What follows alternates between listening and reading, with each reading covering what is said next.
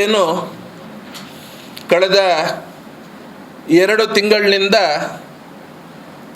Team Satyajit Surathkal ಹೆಸರಿನಲ್ಲಿ ಚುನಾವಣೆಗೆ ಸಂಬಂಧಪಟ್ಟ ಹಾಗೆ ಒಂದಷ್ಟು ಅಭಿಯಾನ ನಡೀತಾ ಇತ್ತು. ತಮ್ಮೆಲ್ಲರ ಪ್ರಶ್ನೆ ಇತ್ತು, ಸಮಾಜ ಪ್ರಶ್ನೆ ಕೂಡ ಇತ್ತು. ಅಭ್ಯರ್ಥಿಯ ಘೋಷಣೆ ಆದಮೇಲೆ ಮುಂದೆ ಏನು ನಡೆ ಅನ್ನುವಂಥದ್ದು.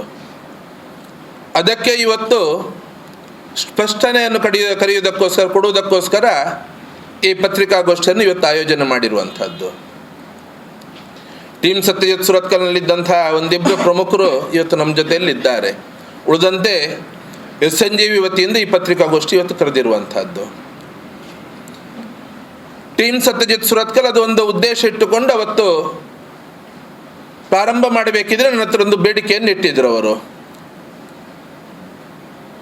ಚುನಾವಣೆಗೆ ಸಂಬಂಧಪಟ್ಟ ಹಾಗೆ ಭಾರತೀಯ ಜನತಾ ಪಕ್ಷದಲ್ಲಿ MP ಸೀಟಿಗೆ ನಾವು ಕೇಳ್ತಾ ಇರೋದ್ರಿಂದ SNJV ಹೆಸರಲ್ಲಿ ಯಾವ ಚಟುವಟಿಕೆ ತಾವು ನಡೆಸ್ತಾ ಇದ್ದೀರಿ ಅದನ್ನು ತಾತ್ಕಾಲಿಕವಾಗಿ ನಿಲ್ಲಿಸಬೇಕು ಅಂತ ಹೇಳಿ ಕೇಳಿಕೊಂಡಿದ್ರು. ಹಾಗಾಗಿ ಅವತ್ತಿನ ನಂತರ ಯಾವುದೇ ಘಟನೆಗಳು ನಡೆದರೂ ಕೂಡ SNJVಯಿಂದ ಪ್ರತಿಭಟನೆಯೋ ಹೋರಾಟವೋ ಪತ್ರಿಕಾಗೋಷ್ಠಿ ನಡೆಸಬೇಕಿದ್ರು ಕೂಡ ನಾನು ನೇರವಾಗಿ ಮುಂಚೂಣಿಯಲ್ಲಿಲ್ಲದೆ ಅದನ್ನು ನಾನು ಇವರ ಮಾತಿಗೆ ಬೆಲೆ ಕೊಟ್ಟು ನಿಂತಿದ್ದೆ.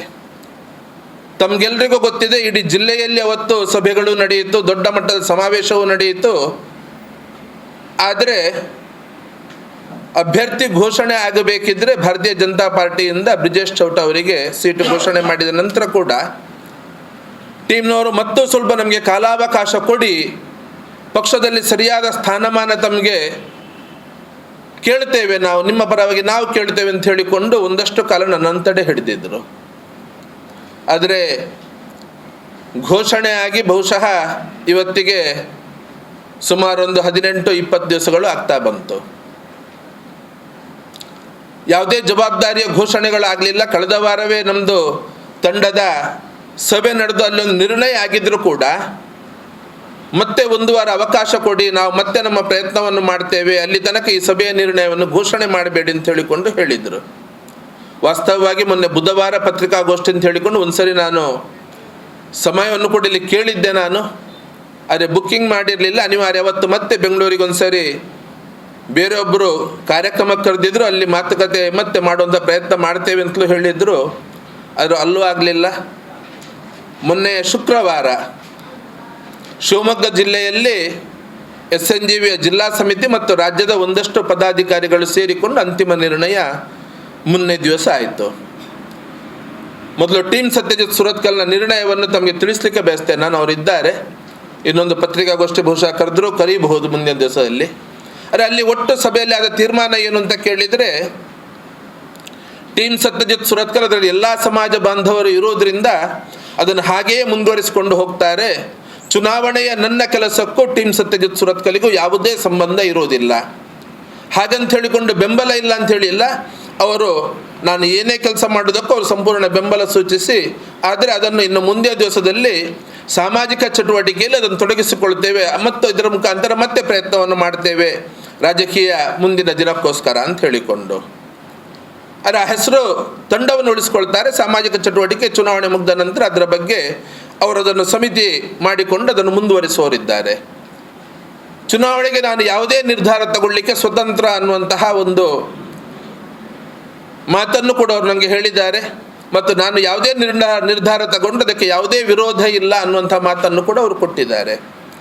ಹಾಗಾಗಿ ಮತ್ತೆ SNJVಯಲ್ಲಿ ನಾನು ಚಟುವಟಿಕೆ ಮುಂದುವರಿಸೋದಕ್ಕೆ ಅಲ್ಲಿ ಅವಕಾಶ ಕೊಟ್ಟಿರೋದ್ರಿಂದ SNJVಯ ಮೊನ್ನೆ ಏನು ಶುಕ್ರವಾರ ಸಭೆ ನಡೆಯಿತು, ಅಲ್ಲಿ ತಗೊಂಡಂಥ ತೀರ್ಮಾನ ಏನು ಅಂತ ಕೇಳಿದರೆ, ಬಹಳ ವರ್ಷಗಳ ನಂತರ ಕರ್ನಾಟಕ ರಾಜ್ಯದಲ್ಲಿ ಯಾವ ನಾರಾಯಣಗುರು ಸಮಾಜ ಅಂತ ಹೇಳ್ತೇವೆ, ಬಿಲ್ಲವ, ಈಡಿಗ, ನಾಮಧಾರಿ 26 ಪಂಗಡ ಇರುವಂಥ ಸಮಾಜ ಇದೆ, ಅನೇಕ ವರ್ಷಗಳ ನಂತರ 3 ಸ್ಥಾನಗಳಲ್ಲಿ ಇವತ್ತು ಸಮಾಜಕ್ಕೆ ಅವಕಾಶ ಸಿಕ್ಕಿದೆ. ಭಾರತೀಯ ಜನತಾ ಪಾರ್ಟಿಯಲ್ಲಿ ಬಿಲ್ಲವ ಸಮಾಜದ ವ್ಯಕ್ತಿಗೆ ಅವಕಾಶ ಸಿಕ್ಕಿರುವುದು 33 ವರ್ಷಗಳ ನಂತರ ಲೋಕಸಭಾ ಚುನಾವಣೆಗೆ ಸ್ಪರ್ಧೆ ಮಾಡಲಿಕ್ಕೆ ಭಾರತೀಯ ಜನತಾ ಪಾರ್ಟಿಯಲ್ಲಿ ಅವಕಾಶ ಸಿಕ್ಕಿರುವಂಥದ್ದು ಬಿಲ್ಲವ ಸಮಾಜಕ್ಕೆ. 4 ಕ್ಷೇತ್ರ ಏನಿದೆ, ದಕ್ಷಿಣ ಕನ್ನಡ, ಉಡುಪಿ ಚಿಕ್ಕಮಗಳೂರು, ಕಾರವಾರ ಮತ್ತು ಶಿವಮೊಗ್ಗ, ಈ 4 ಲೋಕಸಭಾ ಕ್ಷೇತ್ರದಲ್ಲಿ ನಮ್ಮ ಸಮಾಜ ಸುಮಾರು 12 ಲಕ್ಷಕ್ಕಿಂತ ಅಧಿಕ ಮತದಾರರನ್ನು ಹೊಂದಿದೆ. ಸಮಾಜದ ಜನಸಂಖ್ಯೆ ಅಲ್ಲ, 12 ಲಕ್ಷಕ್ಕಿಂತ ಅಧಿಕ ಮತದಾರರನ್ನು ಹೊಂದಿದೆ. ಒಂದೇ ಸಮಾಜ ಆಗಿ 4 ಕ್ಷೇತ್ರದಲ್ಲಿ ಕೂಡ ನಮ್ಮದೇ ಸಮಾಜ ಬಹುಸಂಖ್ಯಾತ ಸಮಾಜ, ನಮ್ಮದೇ ಸಮಾಜ ಬಹುಸಂಖ್ಯಾತ ಸಮಾಜ. ಆದರೆ ಬೇರೆ ಬೇರೆ ಕಾರಣ ನಾನು ವಿಶ್ಲೇಷಣೆ ಮಾಡಲಿಕ್ಕೆ ಹೋಗುವುದಿಲ್ಲ. ಬೇರೆ ಬೇರೆ ಕಾರಣಕ್ಕೋಸ್ಕರ ಭಾರತೀಯ ಜನತಾ ಪಾರ್ಟಿಯಲ್ಲಿ ಕಳೆದ 33 ವರ್ಷದಲ್ಲಿ ಈ 4 ಯಾವುದೇ ಒಂದೇ ಒಂದು ಕ್ಷೇತ್ರದಲ್ಲಿ ಸಮಾಜಕ್ಕೆ ಸ್ಪರ್ಧೆಗೆ ಅವಕಾಶ ಸಿಕ್ಕಿರಲಿಲ್ಲ. ಕಾಂಗ್ರೆಸ್ನಲ್ಲಿ ಕೂಡ ಜನಾರ್ದನ ಪೂಜಾರಿ ಅವರು ಆ 4ನೇ ಬಾರಿ ಸೋಲೋದ್ರೊಂದಿಗೆ ಇಲ್ಲಿ ಕೂಡ ಕಾಂಗ್ರೆಸ್ ಪಕ್ಷದಲ್ಲಿ ಕೂಡ ಅಂತ್ಯ ಆಯಿತು. ಕಳೆದ ಸರಿ ಮಿಥುನ್ ರೈ ಅವರಿಗೆ ಬಂಟ ಸಮಾಜ ವ್ಯಕ್ತಿಗೆ ಅವಕಾಶ ಸಿಕ್ಕಿತ್ತು. ಶಿವಮೊಗ್ಗ ಒಂದು ಕ್ಷೇತ್ರದಲ್ಲಿ ಗೀತಾ ಶಿವರಾಜ್ ಕುಮಾರ್ ಅವರು ಕಳೆದ ಸರಿ ಅದು JDS ಅಭ್ಯರ್ಥಿಯಾಗಿ ಸ್ಪರ್ಧೆಯನ್ನು ಮಾಡಿದ್ರು. ಕಾಂಗ್ರೆಸ್ ಪಕ್ಷದಲ್ಲಿ ಕೂಡ ಸಮಾಜಕ್ಕೆ ಅವಕಾಶಗಳು ಕಡಿಮೆ ಆಗಿತ್ತು. ಆದರೆ ಕಳೆದ 3 ವರ್ಷಗಳಲ್ಲಿ ಏನು SNGV ಸಂಘಟನೆ ಪ್ರಾರಂಭ ಆದ ನಂತರ ಏನು ಹೋರಾಟಗಳು ನಿರಂತರವಾಗಿ ನಡೆಯಿತು. ಶಿವಮೊಗ್ಗದಲ್ಲಿ ಈ ಕ್ಷೇತ್ರ ಸಿಗಂದೂರು ಕ್ಷೇತ್ರದ ಹೋರಾಟ ಅಲ್ಲಿಂದ ಪ್ರಾರಂಭ ಆಗಿ ಟ್ಯಾಬ್ಲೋದ ಬ್ರಹ್ಮಶ್ರೀ ನಾರಾಯಣ ಗುರುಗಳ ಸ್ತಬ್ಧ ಚಿತ್ರದ ಆ ಒಂದು ಹೋರಾಟ, ಪಠ್ಯಪುಸ್ತಕದ ಹೋರಾಟ, ಅದರ ಜೊತೆಯಲ್ಲಿ ಅಭಿವೃದ್ಧಿ ನಿಗಮಕ್ಕೋಸ್ಕರ ನಡೆದಂತಹ ಹೋರಾಟ, ಇದರ ಮೀಸಲಾತಿ ಇದು ಕಾಂತರಾಜ್ ಆಯೋಗದ ವರದಿ ಜಾರಿಗೋಸ್ಕರ ನಡೆದ ಹೋರಾಟ, ಬೇರೆ ಬೇರೆ ಹೋರಾಟಗಳಲ್ಲಿ ಇದ್ದಂತಹ ಒಂದು ಇಲ್ಲಿ ವಿಮಾನ ನಿಲ್ದಾಣಕ್ಕೆ ಕೋಟಿ ಚೆನ್ನೈ ಹೆಸರಿರೋ ಹೋರಾಟ ಇರಬಹುದು, ಶಿವಮೊಗ್ಗ ವಿಮಾನ ನಿಲ್ದಾಣಕ್ಕೆ ಬಂಗಾರಪ್ಪ ಹೆಸರು, ಈ ರೀತಿ ನಿರಂತರವಾಗಿ ಸಮಾಜ ಒಳಗಡೆ ಒಂದಷ್ಟು ಹೋರಾಟಗಳು ಮತ್ತು ಸಮಾಜದ ಸಂಘಟನೆ, ಶಿವಮೊಗ್ಗದ ಹಕ್ಕೊತ್ತಾಯ ಸಮಾವೇಶ, ಈ ಎಲ್ಲ ಹೋರಾಟದ ಪರಿಣಾಮವಾಗಿ ಇವತ್ತು ಸಮಾಜಕ್ಕೆ 3 ಸ್ಥಾನಗಳು ಭಾರತೀಯ ಜನತಾ ಪಾರ್ಟಿಯಿಂದ ಒಂದು ಕಡೆ ಮತ್ತು ಕಾಂಗ್ರೆಸ್ ಪಕ್ಷದಿಂದ 2 ಕಡೆಯ ಅವಕಾಶ ಸಿಕ್ಕಿದೆ. ಸಮಾಜದ ಸಂಘಟನೆಯಾಗಿ ಸಮಾಜವನ್ನು ಗೆಲ್ಲಿಸಲಿಕ್ಕೆ ಪಕ್ಷವನ್ನು ಬಕ್ಕಕ್ಕಿಟ್ಟು ದಕ್ಷಿಣ ಕನ್ನಡ ಕ್ಷೇತ್ರಕ್ಕೆ ಬಂದರೆ ಇಲ್ಲಿ ಪದ್ಮರಾಜರವರು, ಉಡುಪಿ ಚಿಕ್ಕಮಗಳೂರು ಕ್ಷೇತ್ರಕ್ಕೆ ಹೋದರೆ ಕೋಟಾ ಶ್ರೀನಿವಾಸ್ ಪೂಜಾರಿ ಅವರು, ಶಿವಮೊಗ್ಗ ಕ್ಷೇತ್ರಕ್ಕೆ ಹೋದರೆ ಗೀತಾ ಶಿವರಾಜ್ ಕುಮಾರ್, ಈ 3 ಅವಕಾಶ ಇವತ್ತು ಸಮಾಜಕ್ಕೆ ಏನು ಸಿಕ್ಕಿದೆ. ಈ 3ರನ್ನು ಗೆಲ್ಲಿಸುವಂಥ ಪ್ರಯತ್ನ ನಾರಾಯಣ ಗುರು ವಿಚಾರ ವೇದಿಕೆಯಿಂದ ಮಾಡೋಣ. ಈ 3 ಅಭ್ಯರ್ಥಿಗಳು ಅಕಸ್ಮಾತ್ ಗೆಲ್ಲಲಿಕ್ಕೆ ಸಾಧ್ಯ ಆದರೆ ಸಮಾಜಕ್ಕೆ ಮುಂದಿನ ದಿವಸದಲ್ಲಿ ಬಹಳ ದೊಡ್ಡ ಶಕ್ತಿ ಬರ್ತದೆ. ಉಳಿದ ಸಮಾಜಗಳ ಹಾಗೆ ನಮ್ಮ ಸಮಾಜವನ್ನು ಕೂಡ ಶೈಕ್ಷಣಿಕವಾಗಿ ಆರ್ಥಿಕವಾಗಿ ಮೇಲೆತ್ತಲಿಕ್ಕೆ ಅವಕಾಶ ಆಗ್ತದೆ. ಹಾಗಾಗಿ ಈ ಚುನಾವಣೆಯಲ್ಲಿ ರಾಜಕೀಯ ಪಕ್ಷವನ್ನು ಪಕ್ಕಕ್ಕಿಟ್ಟು ಸಮಾಜ ಅಂತ ಹೇಳಿಕೊಂಡು ಈ 3 ಕ್ಷೇತ್ರಗಳಲ್ಲಿ ದುಡಿಯುವುದು ಅಂತ ಹೇಳಿಕೊಂಡು ತೀರ್ಮಾನ ಮಾಡಿಕೊಂಡು ಇವತ್ತು ಆ ನಿರ್ಧಾರಕ್ಕೆ ಕಟಿಬದ್ಧನಾಗಿದ್ದೇನೆ. ಮುಂದಿನ ದಿವಸದಲ್ಲಿ ಯಾರು ಏನು ಬೇಕಿದ್ರೂ ಹೇಳಬಹುದು. ಸಾಮಾಜಿಕ ಜಾಲತಾಣದಲ್ಲಿ 100 ಮಾತುಗಳು ಬರಬಹುದು. ಆದರೆ ಒಂದು ಎಲ್ರಿಗೂ ನಾನು ಸ್ಪಷ್ಟಪಡಿಸ್ತೇನೆ, ಏನು ಅಂತ ಕೇಳಿದರೆ, ಯಾವ ನನ್ನ 37 ವರ್ಷದ ಹಿಂದುತ್ವದ ಹೋರಾಟದ ಜೀವನಕ್ಕೆ ಬೆಲೆ ಸಿಗದಿದ್ದಾಗ, ಅನ್ಯಾಯ ಆದಾಗ, ಹಿಂದುತ್ವದ ಪಕ್ಷದಲ್ಲಿಯೇ ನನ್ನನ್ನು ತಿರಸ್ಕಾರ ಅನ್ನುವ ರೀತಿಯಲ್ಲಿ ಮಾಡಿದಾಗ, ಆ ನಂತರದ ನನ್ನ ದಿನಗಳಲ್ಲಿ ನನಗೆ ಯಾವುದೇ ಸ್ಥಾನಮಾನ ರಾಜಕೀಯ ಪಕ್ಷದಲ್ಲಾಗದೆ ಇಲ್ಲಿವರೆಗೂ ನನಗೆ ಯಾವುದೇ ಸ್ಥಾನಮಾನ ಇಲ್ಲದ ಸಂದರ್ಭದಲ್ಲೂ ಕೂಡ ನಾನೊಬ್ಬ ಶಾಸಕನೋ ಸಂಸದನೋ ಅಥವಾ ಜವಾಬ್ದಾರಿಯ ಹುದ್ದೆಯಲ್ಲಿ ಇಲ್ಲದಿದ್ದ ಸಂದರ್ಭದಲ್ಲಿ ಕೂಡ ಯಾರು ನನ್ನ ಜೊತೆ ನಿಂತ್ಕೊಂಡಿದ್ರು, ನನ್ನ ಕಷ್ಟ ದಿನಗಳಲ್ಲಿ ಯಾರು ನಿಂತ್ಕೊಂಡಿದ್ರು ಅವರ ಮಾತಿಗೆ ಮಾತ್ರ ನಾನು ಗೌರವ ಕೊಡ್ತೇನೆ. ಬಿಟ್ಟರೆ ಬೇರೆ 100 ಆಪಾದನೆಗಳು ಸಾಮಾಜಿಕ ಜಾಲತಾಣದಲ್ಲಿ ಬರಲಿ, ಯಾವುದರಲ್ಲೂ ಬರಲಿ, ಅದರ ಬಗ್ಗೆ ನನಗೆ ಯಾವುದೇ ಚಿಂತೆ ಇಲ್ಲ. ನನ್ನ ಕಷ್ಟ ದಿನದಲ್ಲಿ ಯಾರು ನನ್ನ ಜೊತೆ ಇದ್ದರೂ ಅವರ ಸತ್ಯಣ್ಣ ನೀವು ಈ ರೀತಿ ಮಾಡೋದು ಸರಿಯಲ್ಲ ಅಂತ ಹೇಳಿದರೆ ನಾನು ಅವ್ರ ಜೊತೆ ಮಾತನಾಡ್ತೇನೆ. ಅವರ ಮಾತಿಗೆ ಉತ್ತರವನ್ನು ಕೊಡೋದ ಕೆಲಸ ಅಥವಾ ಅವರಿಗೆ ಸಮಾಧಾನ ಮಾಡೋ ಉತ್ತರ ಅಂತ ಹೇಳೋದಿಲ್ಲ, ಅವರಿಗೆ ಸಮಾಧಾನ ಮಾಡೋ ಕೆಲಸ ಮಾಡ್ತೇನೆ. ಬಿಟ್ಟರೆ ಬೇರೆ ಯಾರದೇ ಹೇಳಿಕೆಗಳಿಗೆ ಯಾವುದಕ್ಕೂ ನಾನು ಬೆಲೆ ಕೊಡುವ ಅಲ್ಲ ಅನ್ನೋದನ್ನು ಕೂಡ ಸ್ಪಷ್ಟವಾಗಿ ಹೇಳಲಿಕ್ಕೆ ಬಯಸ್ತೇನೆ. ಕಾಂಗ್ರೆಸ್ ಅಂತ ಹೇಳಬೇಕಿದ್ರು ಹೇಳಬಹುದು, ಜಾತಿವಾದಿ ಅಂತ ಹೇಳಬೇಕಾದ್ರೂ ಹೇಳಬಹುದು, ಎಲ್ಲದಕ್ಕೂ ನಾನು ಅದನ್ನು ಎದುರುಗೊಳ್ಳಲಿಕ್ಕೆ ನಾನು ತಯಾರಾಗಿ ಇವತ್ತು ಈ ನಿರ್ಧಾರಕ್ಕೆ ಬಂದಿರೋದು ಅಂತ ಹೇಳಿ ಕೂಡ ಸ್ಪಷ್ಟವಾಗಿ ಹೇಳಲಿಕ್ಕೆ ಬಯಸ್ತೇನೆ. ಈ ವಿಚಾರದ ತಮಗೇನಾದರೂ ಮತ್ತೆ ಸ್ಪಷ್ಟತೆಗಳು ಬೇಕಿದ್ದರೆ, ಪಕ್ಷದಲ್ಲಿ ಅವಕಾಶ ನಿರಾಕರಣೆ ಯಾಕಾಯ್ತು ಅನ್ನೋದ್ರ ಬಗ್ಗೆ ಕೂಡ ತಮಗೇನೋ ಬೇಕಿದ್ದರೆ ನಾನು ಹೇಳ್ತೀನಿ, ಇಲ್ಲದಿದ್ದರೆ ಅದರ ಬಗ್ಗೆ ಬಹಳ ನಾನು ಚರ್ಚೆ ಮಾಡಲಿಕ್ಕೆ ಹೋಗೋದಿಲ್ಲ.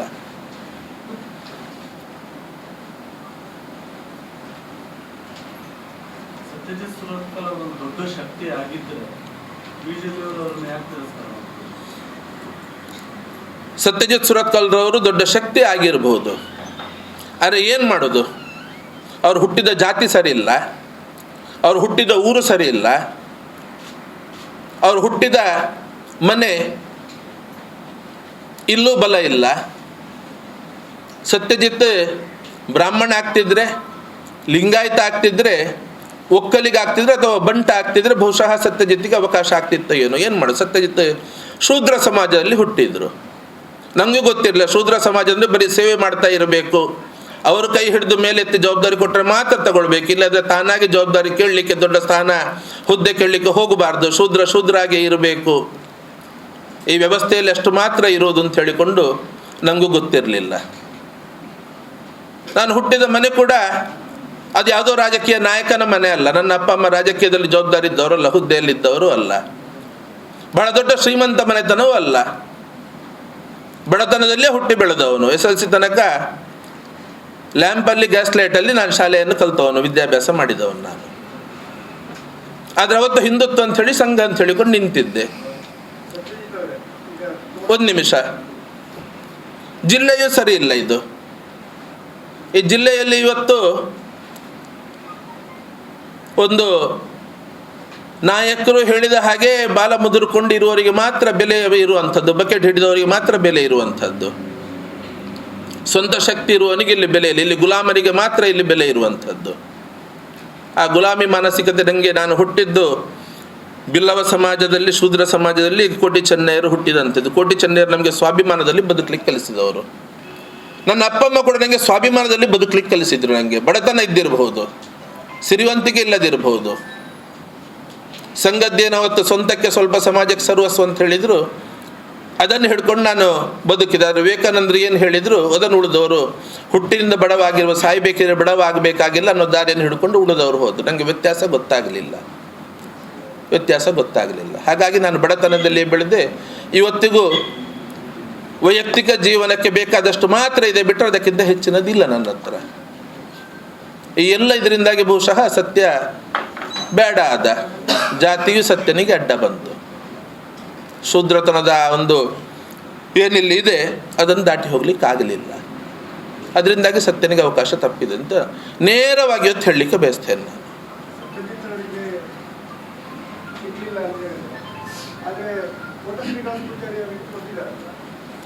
ಸತ್ಯ ಕೋಟಾ ಶ್ರೀನಿವಾಸ ಪೂಜಾರಿ ಅವರಿಗೆ ಸಿಕ್ಕಿದ್ದಕ್ಕೆ ನಮಗೆ ಖುಷಿ ಇದೆ. ಆದರೆ ಸತ್ಯ ಅದೇ ಹೇಳಿದೆ ನಾನು, ಇಲ್ಲಿ ಪದ್ಮರಾಜರಿಗಾಗಲಿ ಅಲ್ಲಿ ಕೋಟಾ ಶ್ರೀನಿವಾಸ ಪೂಜಾರಿ ಸಿಕ್ಕಿರೋದು ನಮ್ಮ 3 ವರ್ಷಗಳ ಹೋರಾಟದ ಫಲ ಇದು. ಒಂದು ನಿಮಿಷ ಬರ್ತೇನೆ ನಾನು. ಉಡುಪಿ ಚಿಕ್ಕಮಗಳೂರು ಕ್ಷೇತ್ರವನ್ನು ಭಾರತೀಯ ಜನತಾ ಪಾರ್ಟಿ ಬಿಲ್ಲವ ಸಮಾಜ ವ್ಯಕ್ತಿಗೆ ಕೊಟ್ಟದ್ದಕ್ಕೆ ಖುಷಿ ಇದೆ, ಸಂತೋಷ ಇದೆ. ಆದರೆ ಕೋಟಾ ಶ್ರೀನಿವಾಸ ಪೂಜಾರಿಯವರಿಗೆ ಕೊಡೋ ಮುಖಾಂತರ ಬಿಲ್ಲವ ಸಮಾಜಕ್ಕೆ ನ್ಯಾಯ ಕೊಟ್ರ, ಅನ್ಯಾಯ ಮಾಡಿದ್ರ? ಪತ್ರಕರ್ತರು ಸಹ ವಿಶ್ಲೇಷಣೆ ಮಾಡಿದ್ದೀರ ತಾವು? ಬಿಲ್ಲವ ಸಮಾಜಕ್ಕೆ ನ್ಯಾಯ ಕೊಟ್ರ ಅಥವಾ ಬಿಲ್ಲವ ಸಮಾಜಕ್ಕೆ ಅನ್ಯಾಯ ಮಾಡಿದ್ರ? ಬಿಜೆಪಿಯವರು ವಿಶ್ಲೇಷಣೆ ಮಾಡಿದ್ದೀರ ತಾವು?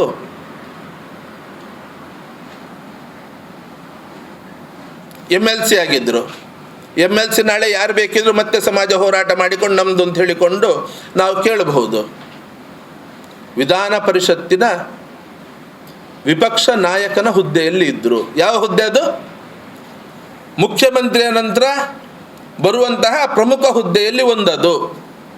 ವಿರೋಧ ಪಕ್ಷದಲ್ಲಿ ಮೊದಲನೇ ಹುದ್ದೆ, ಸ್ಥಾನಮಾನ, ದರ್ಜೆ ಅದು, ಹುದ್ದೆ ಅದು. ಇನ್ನು ಈ ಸಮಾಜಕ್ಕೆ ಸಿಗ್ಲಿಕ್ಕೆ ಸಾಧ್ಯ ಇದೆಯಾ? ಯಾಕೆ ಬೇರೆಯವ್ರು ಇರಲಿಲ್ವ ಅಲ್ಲಿ? ಬಿಲ್ಲವ ಸಮಾಜಕ್ಕೆ ನ್ಯಾಯ ಕೊಡಬೇಕು ಅಂತ ಹೇಳಿಕೊಂಡು ಅಕಸ್ಮಾತ್ ಏನಾದರೂ ಕೊಟ್ಟಿದ್ರೆ, ಉಡುಪಿ ಚಿಕ್ಕಮಗಳೂರು ಕ್ಷೇತ್ರದ ಒಳಗಡೆ ಜಿಲ್ಲಾ ಪಂಚಾಯತ್ ಅಧ್ಯಕ್ಷ ಹುದ್ದೆಯನ್ನು ವ್ಯವಸ್ಥೆ ಬಹಳ ಇದರಿಂದ ಪ್ರಾಮಾಣಿಕ ನಿರ್ವಹಣೆ ಮಾಡಿದಂತಹ BN ಶಂಕರ್ ಪೂಜಾರಿ ಅವರಿದ್ದರು. ಉಪಾಧ್ಯಕ್ಷ ಆಗಿದ್ದಂತಹ ಒಂದು ಕಾಲದಲ್ಲಿ ಆಗಿದ್ದಂತಹ ಇವರು ನಮ್ಮ ಗೀತಾಂಜಲಿ ಸುವರ್ಣ ಅವರಿದ್ದರು, ಶಿಲ್ಪಾ ಸುವರ್ಣ ಅವರಿದ್ದರು. ನಗರಸಭೆ ಅಧ್ಯಕ್ಷ ಜವಾಬ್ದಾರಿಯನ್ನು ಯಶಸ್ವಿಯಾಗಿ ನಿರ್ವಹಣೆ ಮಾಡಿದ ಕಿರಣ್ ಕುಮಾರ್ ಅವರಿದ್ದರು. ಚಿಕ್ಕಮಗಳೂರಲ್ಲಿ ರಾಜಪ್ಪ ಅವರಿದ್ದರು. ಕೊಡ್ಬೋದಿತ್ತಲ್ಲ. ಸತ್ಯನನ್ನು ಬಿಟ್ಟು ಬಿಡಿ, ಸತ್ಯನಿಗೆ ಕೊಡ್ಲಿಕ್ಕೆ ಆಗೋದೇ ಇಲ್ಲ. ಸತ್ಯ ಮಾತನಾಡ್ತಾನೆ, ಸತ್ಯ ನೇರ ಹೇಳ್ತಾನೆ. ಕೋಟಾ ಶ್ರೀನಿವಾಸ ಪೂಜಾರಿ ಅವರು ನಾನು ಏನು ಹೇಳಿದ್ದೆ ಆ ಮಾನಸಿಕತೆಯಲ್ಲೂ ಇದ್ದರು. ಅದೇ ಕಾರಣಕ್ಕೋಸ್ಕರ ಇವತ್ತು ಕೋಟಾ ಶ್ರೀನಿವಾಸ ಪೂಜಾರಿ ಅವರಿಗೆ ಆಯಿತು. ಆದರೆ ಸಮಾಜಕ್ಕೆ ಬಹಳ ದೊಡ್ಡ ಅನ್ಯಾಯ ಆಯಿತು, ಬಹಳ ದೊಡ್ಡ ಅನ್ಯಾಯ ಆಯಿತು. ಒಂದು MP ಕ್ಷೇತ್ರ ಸಿಕ್ಕಿರ್ಬೋದು, 2 ಹುದ್ದೆಯನ್ನು ಕಳ್ಕೊಂಡು 2 ಸ್ಥಾನವನ್ನು ಕಳ್ಕೊಂಡಿತ್ತು ಇವತ್ತು ಸಮಾಜ. ಬೇರೆಯವರಿಗೆ ಕೊಟ್ಟಿದ್ದರೆ ಅದು ಸಮಾಜ ಕೊಟ್ಟ ಕೊಡುಗೆ ಅಂತ ಹೇಳ್ಬೋದಾಗಿತ್ತು. ಆದರೆ ಲಾಭಕ್ಕಿಂತ ಹೆಚ್ಚು ಅನ್ಯಾಯ ಆಯಿತು ಉಡುಪಿಯಲ್ಲಿ ಕೊಟ್ಟ ಕಾರಣ. ರಾಜಕೀಯದಲ್ಲಿ ಜಾತಿಯ ಮಾನದಂಡ ಆಗಬೇಕಾ? ದುರ್ದೈವ ಇವತ್ತು ಅದೇ ಆಗ್ತಾ ಇದೆ. ಹೇಳಲಿಕ್ಕೆ ಹಿಂದುತ್ವ ಹೇಳ್ತಾರೆ, ದುರ್ದೈವ ಜಾತಿ ಮಾನದಂಡ. ಒಂದು ಬಂಟ ಸಮಾಜಕ್ಕೆ, ಒಂದು ಬಿಲ್ಲವ ಸಮಾಜಕ್ಕೆ. ಮೊನ್ನೆಂತೂ ಒಂದು ಮಾತು ಬಂತು, ಸಂಘದ ಪರಿವಾರದ ಜಿಲ್ಲೆಯ ಸಭೆಯಲ್ಲಿ ಒಬ್ಬರು ಪ್ರಮುಖರು ಹೇಳ್ತಾರಂತೆ, ದಕ್ಷಿಣ ಕನ್ನಡ ಜಿಲ್ಲೆಯಲ್ಲಿ ಬಂಟ ಸಮಾಜಕ್ಕೆ MP ಸ್ಥಾನಮಾನ ಕೊಡದಿದ್ದರೆ ಪಕ್ಷ ಸೋಲ್ತದೆ ಅಂತ ಹೇಳಿಕೊಂಡು. ಅವರು ಬಂಟ ಸಮಾಜದ ಮೇಲೆ ಅಪವಾದ ಹಾಕಿದ್ರ ಏನು ಅಂಥೇಳಿ ಗೊತ್ತಿಲ್ಲ ನನಗೆ. ಕೊಡದಿದ್ದರೆ ಸೋಲಿಸ್ತಾರೆ ಅಂಥೇಳಿ ಅಪವಾದ ಹಾಕಿದ್ರೆ ಏನು ಅಂಥೇಳಿ ಗೊತ್ತಿಲ್ಲ. ಅದೇ ಬಂದಿರೋ ಮಾತು, ಒಳಗಡೆ ಇದ್ದವ್ರು ನಮಗೆ ಹೇಳಿದ ಮಾತು ಇದು.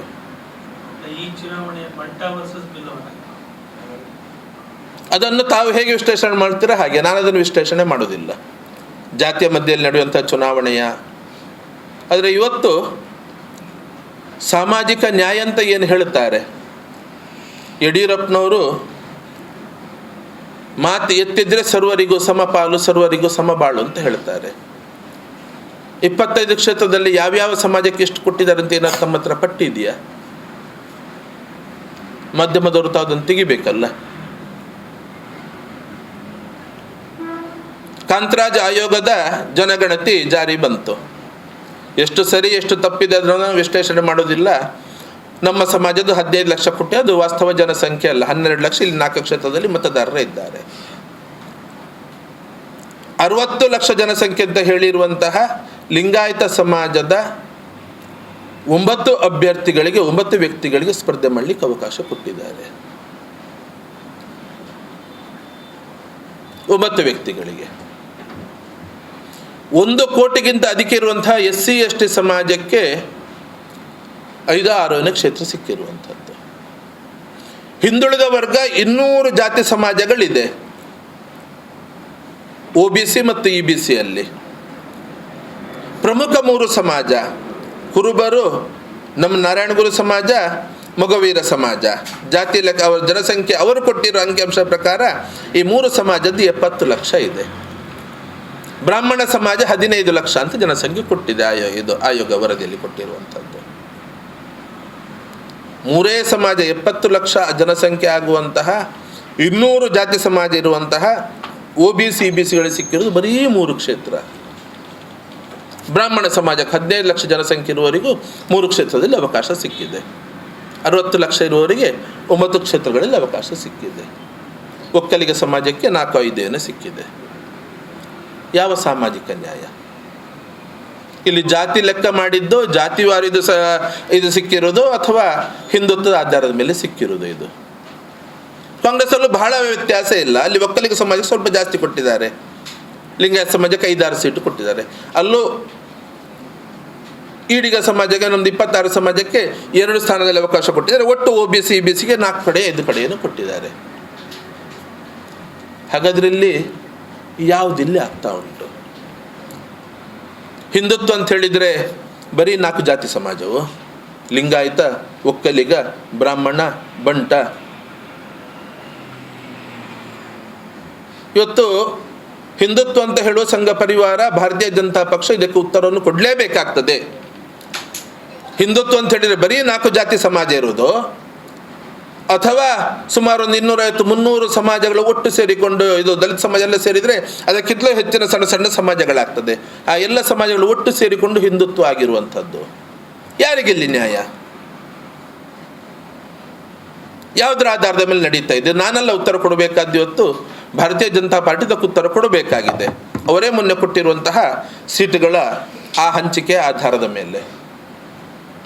ಒಂದು ಇಲ್ಲಿ ಸ್ಪಷ್ಟ ಹೇಳಲಿಕ್ಕೆ ಬಯಸ್ತೇನೆ ನಾನು, ಕರ್ನಾಟಕ ರಾಜ್ಯದಲ್ಲಿ BJP ಇಲ್ಲ. ಬರೆಯಬೇಕಿದ್ರೆ ತಾವು ಮೊನ್ನೆ ವಿಧಾನಸಭಾ ಚುನಾವಣೆ ತನಕ ಇಲ್ಲಿ BLP ಇತ್ತು, BL ಸಂತೋಷ್ ಪಾರ್ಟಿ ಇತ್ತು. ಈಗ ಇಲ್ಲಿ BSP ಇದೆ, BS ಯಡಿಯೂರಪ್ಪ ಪಾರ್ಟಿ. ಭಾರತೀಯ ಜನತಾ ಪಾರ್ಟಿ ಇಲ್ಲ. ಯಾರು ಅವರ ಹಿಂದೆ ನೆತ್ತಾಡ್ತಾರೆ, ಅವರಿಗೆ ಬಕೆಟ್ ಹಿಡಿತಾರೆ, ಅವ್ರ ಜೊತೆಯಲ್ಲಿ ಗುರುತಿಸ್ಕೊಳ್ತಾರೆ, ಅವ್ರು ಏನೇ ಹೇಳಿದ್ರು ಜೈ ಅಂತ ಹೇಳಿಕೊಂಡು ಹೋಗ್ತಾರೆ, ಅವರಿಗಿಲ್ಲಿ ಅವಕಾಶ ಆಗ್ತಾ ಇದೆ. ಯಾರ ಕೈ ಮೇಲ್ಗೈ ಆಗ್ತದೆ ಆ ಗುಂಪಿನವರಿಗೆ ಅವರಿಗೆ ಅವಕಾಶ ಆಗ್ತಾ ಇದೆ. ಹಾಗಂತ ಹೇಳಿಕೊಂಡು ಕಾಂಗ್ರೆಸ್ ಕೂಡ ಈ ಸಮಾಜಕ್ಕೆ ನ್ಯಾಯ ಕೊಟ್ಟಿದೆ, ಅದು ಪೂರ್ತಿ ಕೊಟ್ಟಿಲ್ಲ. ಹಾಗಾಗಿ ಇವತ್ತು 3 ಕ್ಷೇತ್ರ ನಮಗೇನಿಲ್ಲ ಅವಕಾಶ ಸಿಕ್ಕಿದೆ, ಇದನ್ನು ಗೆಲ್ಲಿಸುವ ಮುಖಾಂತರ ಈ ಸಮಾಜಗಳಿಗೆ ಕೇವಲ ನಮ್ಮ ನಾರಾಯಣಗುರು ಸಮಾಜ 26 ಪಂಗಡ ಅಂತ ಮಾತ್ರ ಅಲ್ಲ, ಇನ್ನುಳಿದ ಹಿಂದುಳಿದ ವರ್ಗದ ಸಮಾಜಗಳು, ಯಾವ ಸಣ್ಣ ಸಣ್ಣ ಸಮಾಜಗಳು ಯಾರಿದ್ದಾರೆ ಅವರಿಗೂ ಶಕ್ತಿಯನ್ನು ತುಂಬಿಸೋದಕ್ಕೋಸ್ಕರ, ಅವರಿಗೂ ಧೈರ್ಯವನ್ನು ತುಂಬಿಸೋದಕ್ಕೋಸ್ಕರ ನಾವಿವತ್ತು ಪ್ರಯತ್ನ ಮಾಡಲೇಬೇಕಾಗಿದೆ. ನಿಜವಾದ ಹಿಂದುತ್ವ ಏನು, ಸಾಮಾಜಿಕ ನ್ಯಾಯ ಅಂತ ಏನು ಹೇಳ್ತಾರೆ, ಸರ್ವರಿಗೂ ಸಮಪಾಲು ಸರ್ವರಿಗೂ ಸಮಬಾಳು ಅಂತ ಹೇಳ್ತಾರೆ. ಅತ್ಯಂತ ಕಟ್ಟಕಡೆಯ ವ್ಯಕ್ತಿ ಕೂಡ, ಅತ್ಯಂತ ಕಟ್ಟಕಡೆಯ ಸಮಾಜ ಕೂಡ ಸ್ವಾಭಿಮಾನದಿಂದ ಬದುಕುವಂಥ ಸ್ಥಿತಿ ನಿರ್ಮಾಣ ಆಗಬೇಕು ಅಂತ ಹೇಳ್ತಾರೆ, ಸಶಕ್ತ ಆಗಬೇಕು ಅಂತ ಹೇಳ್ತಾರೆ. ಆ ಕಡೆಗೆ ಇವತ್ತು ಹೆಜ್ಜೆ ಇಡಬೇಕಾದಂಥ ಅವಶ್ಯಕತೆ ಇದೆ. ಅದು ಆಗಬೇಕಿದ್ರೆ ಹಿಂದುಳಿದ ವರ್ಗಕ್ಕೆ ಸಿಕ್ಕಿರುವಂಥ ಅವಕಾಶವನ್ನು ಸದುಪಯೋಗಪಡಿಸಿಕೊಂಡು, ನಮ್ಮ ಸಮಾಜಕ್ಕೆ ಸಿಕ್ಕಿರೋ ಅವಕಾಶವನ್ನು ಸದುಪಯೋಗಪಡಿಸಿಕೊಂಡು ಅದನ್ನು ಗೆಲ್ಲಿಸುವ ಮುಖಾಂತರ ಈ ಎಲ್ಲ ಸಮಾಜಗಳಿಗೆ ಶಕ್ತಿಯನ್ನು ತುಂಬಿಸಬೇಕು ಅನ್ನೋ ನಿರ್ಣಯನ್ನಿಟ್ಟುಕೊಂಡು ಇವತ್ತೇನು ಗುರುಗಳು ನಮಗೆ ಹೇಳಿದ್ದಾರೆ ಆ ತತ್ವ ಸಿದ್ಧಾಂತದ ಅಡಿಯಲ್ಲಿ ಇವತ್ತು ನಾವು ಸಮಾಜಕ್ಕೋಸ್ಕರ ಕೆಲಸ ಮಾಡೋದು ಅಂತ ಹೇಳಿಕೊಂಡು ತೀರ್ಮಾನ ಮಾಡಿಕೊಂಡು ಹೊರಟಿದ್ದೇವೆ. ಖಂಡಿತ ಮುಂದುವರಿತದೆ, ಸಂಜೀವಿತ ಕೆಲಸ ನಿಲ್ಲುವುದಿಲ್ಲ, ನಿರಂತರವಾಗಿ ಮುಂದುವರಿತದೆ. ಸಮಾಜವನ್ನು ಇನ್ನಷ್ಟು ಸಂಘಟನೆ ಮಾಡೋ ದೃಷ್ಟಿಯಿಂದ ನಮ್ಮ ಪ್ರಯತ್ನ ಮುಂದುವರಿತದೆ.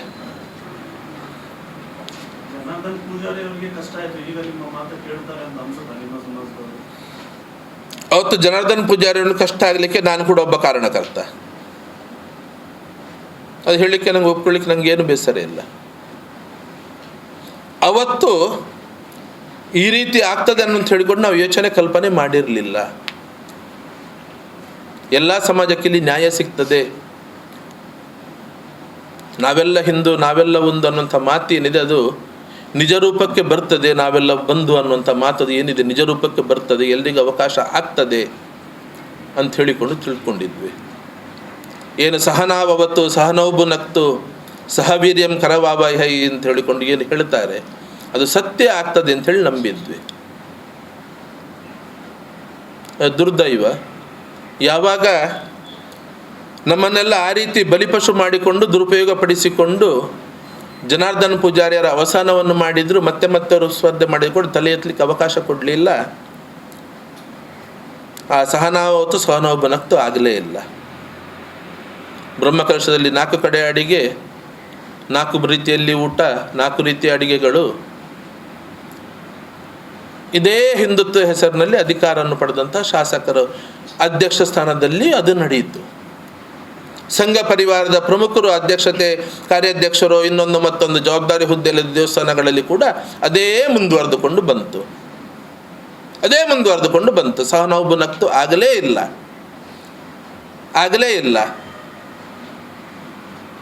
ಇವತ್ತು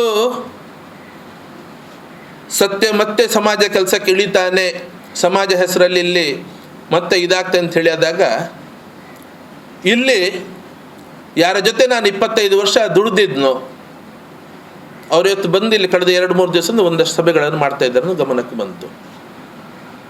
ಅವರು ಶಿವಮೊಗ್ಗಕ್ಕೋ ದಾವಣಗೆರೆಗೋ ಹೋಗಲಿಲ್ಲ. ಶಾಮನೂರು ಶಿವಶಂಕರಪ್ಪನವರು ಕಾಂಗ್ರೆಸ್ನ ಇದಾಗಿದ್ದುಕೊಂಡು ವೀರಶೈವ ಲಿಂಗಾಯತ್ ಸಮಾಜದ ಅಧ್ಯಕ್ಷರಾಗಿದ್ದುಕೊಂಡು ಶಿವಮೊಗ್ಗಕ್ಕೆ ಹೋಗಿ ಇಲ್ಲಿ ಪಾರ್ಟಿ ಇಲ್ಲ, ನಮಗೆ ಲಿಂಗಾಯತ್ ಸಮಾಜದ ಇವನನ್ನು ರಾಘವೇಂದ್ರನ್ನು ಗೆಲ್ಲಿಸಬೇಕು ಅಂತ ಅವರು ಜಾತಿಯದ್ದು ಮಾತನಾಡಿದಾಗ ಯಾರಿಗೂ ಅದು ದೊಡ್ಡ ವಿಚಾರ ಆಗಲಿ. ಯಾಕಂದರೆ ಅದು ಸಹಾಯ ಆದರೆ ಭಾರತೀಯ ಜನತಾ ಪಾರ್ಟಿಗೆ ಯಾರೂ ಮಾತನಾಡ್ಲಿಕ್ಕೆ ಹೋಗಲಿಲ್ಲ. ಬೇರೆಯವರು ಆ ರೀತಿ ಮಾತನಾಡಿದ್ರು ಕೂಡ ಯಾರೂ ಮಾತನಾಡಲಿ, ಎಲ್ಲರೂ ಜಾತಿಯದ್ದು ಮಾತನಾಡಿದರು, ಯಾರು ಅದಕ್ಕೇನು ಅದು ಸತ್ಯ ಇಲ್ಲಿ ಮಾತನಾಡಿದ್ದು ನಾಳೆ ಎಲ್ಲಿ ಜಾತಿ ತೊಂದರೆ ಬರ್ತಂತ ಹೇಳಿಕೊಂಡು 2-3 ದಿವಸದಿಂದ ಇಲ್ಲಿ ನಾವು ಇದು ಇನ್ನೊಂದು ಕೇರಳ ಆಗ್ಬೋದು, ಇನ್ನೊಂದು ಮಲಪ್ಪುರಂ ಆಗ್ಬೋದು, ಇನ್ನೊಂದು ಕಾಶ್ಮೀರ ಆಗ್ಬೋದು, ನಾವು ಹಿಂದುತ್ವ ಹೆಸರಲ್ಲಿ ದೇಶದ ಹೆಸರಲ್ಲಿ ನಿಲ್ಲಬೇಕು ಅಂತ ಹೇಳಿಕೊಂಡು ಮಾತುಕತೆ ಮಾಡಿಕೊಂಡು 2 ಜಿಲ್ಲೆಯಲ್ಲಿ ಓಡಾಡ್ತಿದ್ದಾರೆ ಅಂತ ಗಮನಕ್ಕೆ ಬಂತು. ಸ್ಪಷ್ಟವಾಗಿ ನಾನು ಹೇಳಲಿಕ್ಕೆ ಬಯಸ್ತೇನೆ, ನಾನು ಖಂಡಿತ ಹೌದು ಹಿಂದೂ ಸಮಾಜಕ್ಕೆ ಬಾಹ್ಯ ಶಕ್ತಿಗಳಿಂದ ತೊಂದರೆ ಇಲ್ಲ ಅಂತ ಹೇಳೋದಿಲ್ಲ.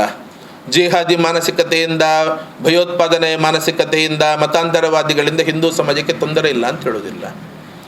ಆದರೆ ಕೇರಳ ಯಾಕೆ ನಿರ್ಮಾಣ ಆಯಿತು, ಮಲ್ಲಪುರಂ ಯಾಕಾಯಿತು, ರಾಮನಾಥಪುರಂ ಯಾಕಾಯಿತು, ಕಾಶ್ಮೀರ ಯಾಕಾಯಿತು ಅಂತ ಕೇಳಿದರೆ ಬರೀ ಮತಾಂತರವಾದಿಗಳಿಂದ, ಜೇಹಾದಿ ಮನಸ್ಥಿತಿಯವರಿಂದ, ಭಯೋತ್ಪಾದಕರಿಂದ ಆದದ್ದಲ್ಲ.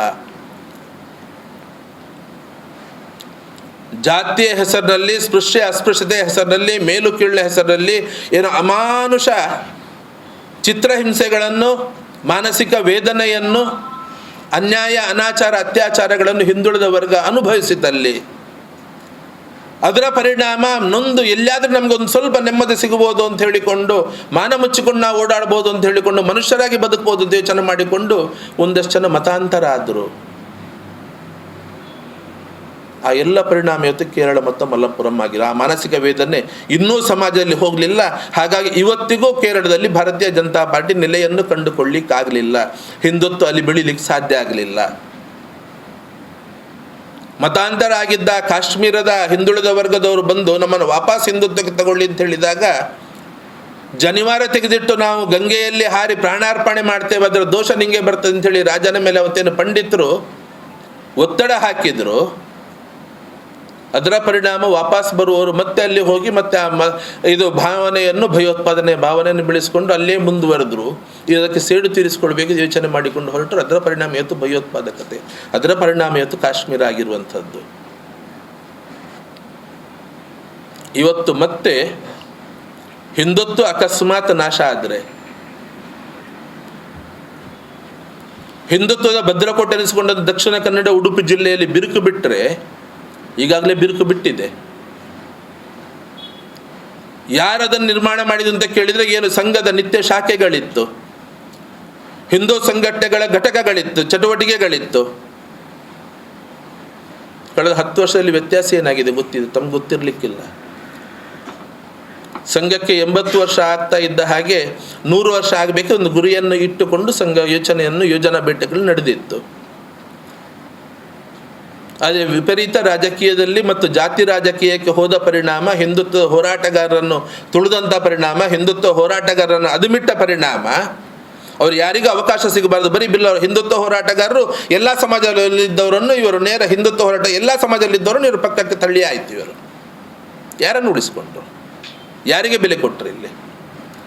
ಪರಿಣಾಮ ಇವತ್ತು ಬಂಟ್ವಾಳ ತಾಲೂಕಲ್ಲಿ 92 ಇದ್ದ ಶಾಖೆ, ನಿತ್ಯ ಶಾಖೆಗಳು ಇವತ್ತು 10ಕ್ಕೆ ಇಳಿದಿದೆ. ಪುತ್ತೂರಲ್ಲಿ ಗ್ರಾಮಕ್ಕೆ 1-2 ಶಾಖೆಗಳಿದ್ದಲ್ಲಿ ಅಲ್ಲೂ 100 ಶಾಖೆ ಇದ್ದಲ್ಲಿ ಇವತ್ತು 10-20ಕ್ಕೆ ಇಳಿದಿದೆ ನಿತ್ಯ ಶಾಖೆಗಳ ಸಂಖ್ಯೆ. ಎಲ್ಲ ತಾಲೂಕುಗಳಲ್ಲಿ ಇದೇ ಸ್ಥಿತಿ ಇದೆ. ಹಿಂದೂ ಜಾಗರಣ ವೇದಿಕೆ ಘಟಕಗಳು ಇವತ್ತು ಎಲ್ಲಿದೆ ಹುಡುಕಬೇಕಾಗಿದೆ, ಎಷ್ಟಿದೆ ಅಂತ ಹೇಳಿಕೊಂಡು. 10 ವರ್ಷ ಹಿಂದೆ ಯಾವ ಸ್ಥಿತಿಯಲ್ಲಿ ಇವತ್ತು ಏನಿದೆ ಅಂತ ಹೇಳಿಕೊಂಡು. ಬಜರಂಗ ವಿಶ್ವ ಪರಿಷತ್ ಪರಿಸ್ಥಿತಿ ಕೂಡ ಬದಲಾವಣೆ ಆಗಿಲ್ಲ. ರಾಜಕೀಯ ಮಾತ್ರ ಇವತ್ತು ಅಧಿಕಾರದಲ್ಲಿ ಇರ್ಬೋದು, ಆದರೆ ರಾಜಕೀಯ ಅಧಿಕಾರ ಈರುಳ್ಳಿಗೂ ಹೋಗಿದೆ, ಸೇಬಲ್ಲೂ ಹೋಗಿದೆ. ಯಾವೆಲ್ಲ ಕಾರಣಕ್ಕೆ ರಾಜಕೀಯ ಅಧಿಕಾರ ವ್ಯತ್ಯಾಸ ಆಗಿದೆ ಅಂತ ಯಾರೂ ಹೇಳಲಿಕ್ಕೆ ಸಾಧ್ಯ ಇಲ್ಲ, ಯಾರು ಯೋಚನೆ ಮಾಡಲಿಕ್ಕೆ ಸಾಧ್ಯ ಇಲ್ಲ. ಇವತ್ತು ಅಕಸ್ಮಾತ್ ಅಂಥದ್ದೇನು ಸ್ಥಿತಿ ಆದರೆ ಉಳಿಸುವಂಥ ಹಿಂದುತ್ವದ ಕೋಟೆ ಅಂತ ಏನು ಹೇಳ್ತಾರೆ, ಉಳಿಸಬೇಕಿದೆ. ಇದು ಯಾವುದು ಉಳಿಸಬೇಕು? ನಿತ್ಯ ಶಾಖೆಗಳು, ಪರಿವಾರ ಸಂಘಟನೆಗಳು, ಇದೆಲ್ಲವೂ ಶಕ್ತಿ ಕಳ್ಕೊಂಡು ಶಕ್ತಿಹೀನ ಆಗ್ತದೆ ಇವತ್ತು.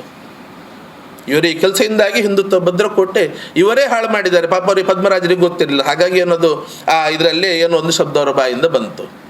ಆದರೆ ಇಲ್ಲಿ ಈ ವ್ಯವಸ್ಥೆಯಿಂದಲೇ ಇವತ್ತು ಹಿಂದುತ್ವ ಭದ್ರಕೋಟೆ ನಿಧಾನವಾಗಿ ನಾಶ ಆಗ್ತಾ ಇದೆ, ಒಡಿತಾ ಇದೆ, ಬಿರುಕು ಬಿಡ್ತಾ ಇದೆ. ಅದನ್ನು ಯಾರೂ ಅರ್ಥ ಮಾಡಿಕೊಳ್ಳೋದಿಲ್ಲ. ಅದನ್ನು ಇವತ್ತು ಉಳಿಸಲಿಲ್ಲ ಅಂಥೇಳಿ ಆದರೆ ಮುಂದಿನ ದಿವಸದಲ್ಲಿ ಕಷ್ಟ ಇದೆ.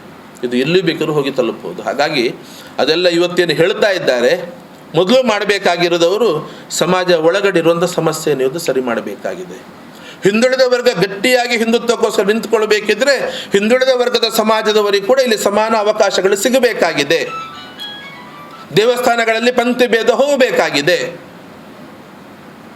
ರಾಜಕೀಯ ಕ್ಷೇತ್ರ ಇರ್ಬೋದು, ಸಾಮಾಜಿಕ ಕ್ಷೇತ್ರ ಇರ್ಬೋದು, ಧಾರ್ಮಿಕ ಕ್ಷೇತ್ರ ಇರ್ಬೋದು, ಸಹಕಾರಿ ರಂಗಗಳಿರ್ಬೋದು, ಈ ಎಲ್ಲ ಕ್ಷೇತ್ರಗಳಲ್ಲಿ ಕೂಡ ಇವತ್ತು ಹಿಂದುಳಿದ ವರ್ಗದವರಿಗೆ ಸರಿಯಾಗಿ ಅಧಿಕಾರದ ಹಂಚಿಕೆ ಆದರೆ, ಅವರನ್ನು ವಿಶ್ವಾಸಕ್ಕೆ ತಗೊಂಡ್ರೆ ಆಗ ಮಾತ್ರ ಹಿಂದುತ್ವ ಉಳಿಯುತ್ತದೆ. ಇಲ್ಲದಿದ್ದರೆ ಬಾಹ್ಯ ಆಕ್ರಮಣದಿಂದ ಹಿಂದುತ್ವವನ್ನು ಉಳಿಸಬೇಕಿದ್ರೆ ಹರಸಾಹಸ ಪಡಬೇಕಾಗಿದೆ. ಹಿಂದುಳಿದ ವರ್ಗಗಳು ಇವತ್ತು ವಿಶ್ವಾಸವನ್ನು ಕಳ್ಕೊಳ್ತಾ ಇದೆ. ಒಟ್ಟು ಸಂಘ ಪರಿವಾರದ ವ್ಯವಸ್ಥೆಯ ಮೇಲೆ ಇರುವಂಥ ನಂಬಿಕೆಯನ್ನು ಇವತ್ತು ಹಿಂದುಳಿದ ವರ್ಗದವರು ಕಳ್ಕೊಳ್ತಾ ಇದ್ದಾರೆ. ಈ ಎಲ್ಲ ವ್ಯವಸ್ಥೆಗಳಿಂದ ಯಾವಾಗ ಇದನ್ನು ಸರಿ ಮಾಡ್ತಾರೆ ಆವಾಗ ಹಿಂದುತ್ವ ಮತ್ತೆ ಗಟ್ಟಿ ಆಗ್ತದೆ, ಹಿಂದುತ್ವ ಭದ್ರಕೋಟೆ ಮತ್ತೆ ಗಟ್ಟಿ ಆಗ್ತದೆ.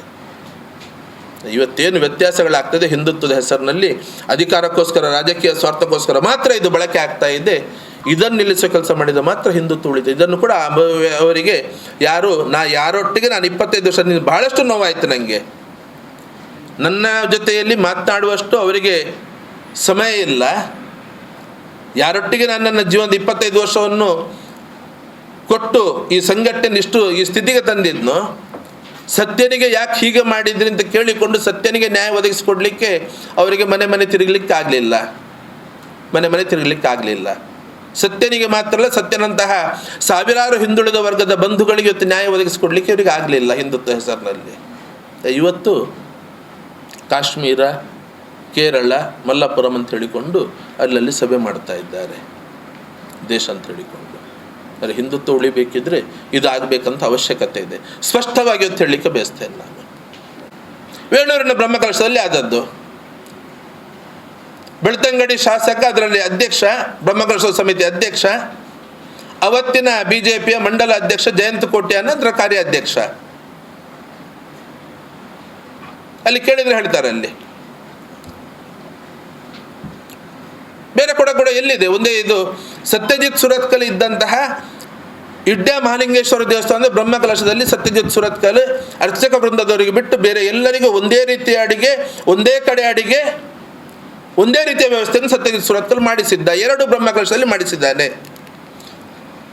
2006ರಲ್ಲಿ ಒಂದಾದದ್ದು, ಮತ್ತೊಂದು ಇತ್ತೀಚೆಗೆ 2020ರಲ್ಲೇನಾಗಿರೋದು. 2 ಬ್ರಹ್ಮಕಲಶದಲ್ಲಿ ಒಂದೇ ಕಡೆ ಅಡಿಗೆ, ಅರ್ಚಕ ವೃಂದವರು ಬಿಟ್ಟು 3 ರೀತಿ ಊಟಕ್ಕೆ ವ್ಯವಸ್ಥೆ ಇತ್ತು. ಒಂದು ಟೇಬಲ್, ಒಂದು ಬಫೆ, ಮತ್ತೊಂದು ಕೆಳಗಡೆ ನೆಲದಲ್ಲಿ ಕುತ್ಕೊಂಡು ಯಾರು ಎಲ್ಲಿ ಬೇಕಿದ್ರೂ ಊಟ ಮಾಡಲಿಕ್ಕೆ ಅವಕಾಶ ಇತ್ತು. ಯಾರು ಎಲ್ಲಿ ಬೇಕಿದ್ರೂ ಊಟ ಮಾಡಲಿಕ್ಕೆ ಅವಕಾಶ ಇತ್ತು. ಅಲ್ಲಿ ಕಾರ್ಯಾಧ್ಯಕ್ಷ ಆಗಿದ್ದೆ ನಾನು. ನಾವು ನಿಂತ್ಕೊಂಡಾಗ ಮಾಡಿದ್ವಿ.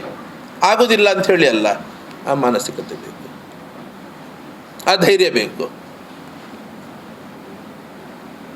ಹಿಂದೂ ಸಂಘಟನೆ, ಹಿಂದುತ್ವ ಅಂತ ಹೇಳಿದ ಮೇಲೆ ಅದು ಮಾಡಬೇಕು ಹೊರತು 4 ಕಡೆ ಅಡಿಗೆ, 4 ರೀತಿಯ ಅಡಿಗೆ ಅಲ್ಲ.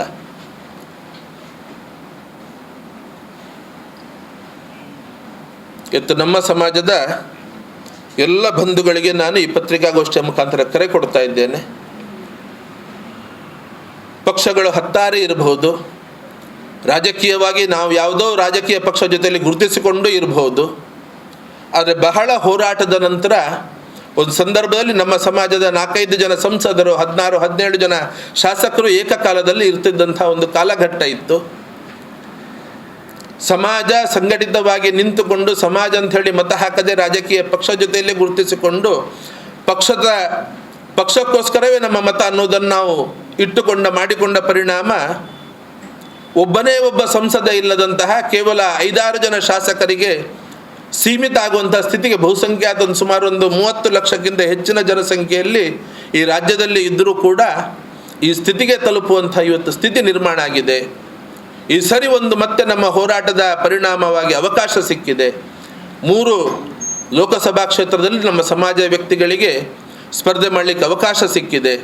ಎಲ್ಲ ಸಮಾಜ ಬಂಧು, ಈ 3 ಕ್ಷೇತ್ರಗಳ ಸಮಾಜ ಬಂಧುಗಳ ವಿನಂತಿಯನ್ನು ಮಾಡುವಂಥದ್ದು, ರಾಜಕೀಯ ಪಕ್ಷ ಯಾವುದೇ ನಾವು ಇದ್ದರೂ ಕೂಡ ಗುರುತಿಸಿಕೊಂಡಿದ್ರು ಕೂಡ ಮತ ಹಾಕುವ ಸಂದರ್ಭದಲ್ಲಿ ಸಮಾಜಕ್ಕೆ ಮುಂದಿನ ದಿವಸದಲ್ಲಿ ಇನ್ನಷ್ಟು ಶಕ್ತಿಯನ್ನು ತುಂಬಿಸೋದಕ್ಕೋಸ್ಕರ, ಶೈಕ್ಷಣಿಕವಾಗಿ, ಆರ್ಥಿಕವಾಗಿ ಈ ಸಮಾಜವನ್ನು ಇನ್ನಷ್ಟು ಮೇಲಕ್ಕೆ ಎತ್ತುವುದಕ್ಕೋಸ್ಕರ, ಈ ಸಮಾಜ ತಲೆ ಎತ್ತಿ ಸ್ವಾಭಿಮಾನದಿಂದ ಬದುಕುವ ಸ್ಥಿತಿ ನಿರ್ಮಾಣ ಮಾಡೋದಕ್ಕೋಸ್ಕರ ಈ ಸರಿ ನಮ್ಮ ಪಕ್ಷವನ್ನು ಎಲ್ಲವನ್ನೂ ಪಕ್ಕಕ್ಕಿಟ್ಟು ಸಮಾಜದ ಹೆಸರಿನಲ್ಲಿ ದಯವಿಟ್ಟು ಮತವನ್ನು ಹಾಕಿ.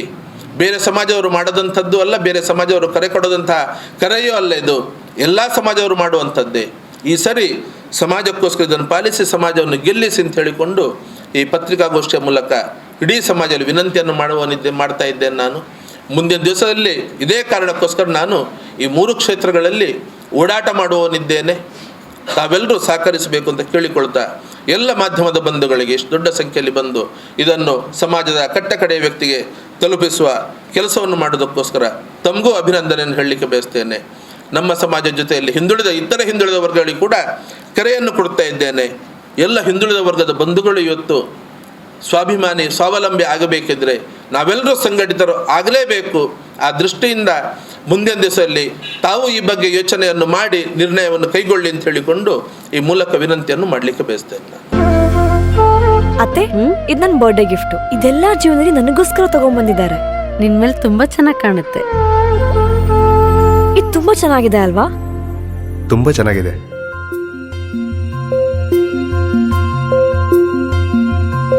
It look really good on you. ಅಮ್ಮ, ಹ? Mother is always sons first love.